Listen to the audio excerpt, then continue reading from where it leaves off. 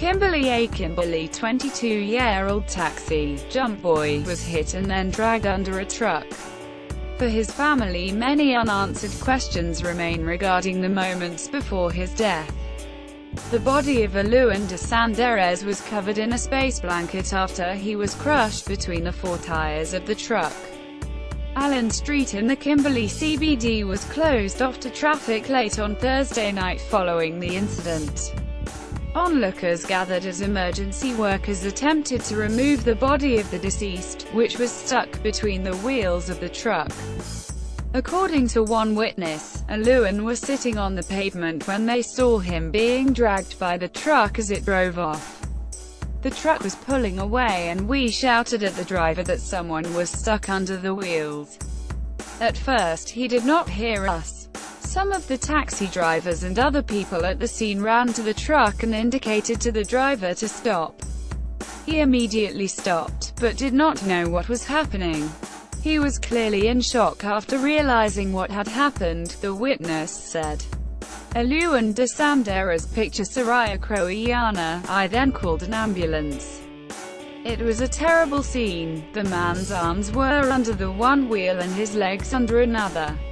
The deceased was dragged for about 20 meters before the truck stopped. Aluan's family said that they are desperate for answers on how the incident happened. His uncle, Andre Van Wyck, said the sequence of events does not make any sense to them. We heard that Aluan was sitting on the pavement and that the truck somehow dragged him along after it took it. However, we also heard that Aluan and another taxi driver walked around the corner to where the truck was parked. According to Van Wyck, the taxi driver, who was with Aluan at the time, is missing. We have tried numerous times to get hold of him in order for him to tell us what happened. We heard that the driver handed over his vehicle's keys and is no longer employed, he said. We want to know what Aluan was doing there.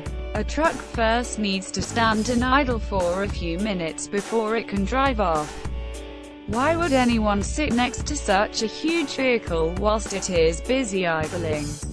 Surely anyone would have gotten up or be scared to even get close to it, he said. The family has requested the police to assist in tracking down the taxi driver. We do not know the person personally, but we do know what he looks like. Since this incident we have not seen him nor has he been to work. We also told the police to look for the man, but it does not appear as if they're taking the matter seriously because we are still in the dark with regards to the investigation. We are not saying that anyone is to blame, but we need more information in order to move on, Van Wyck said.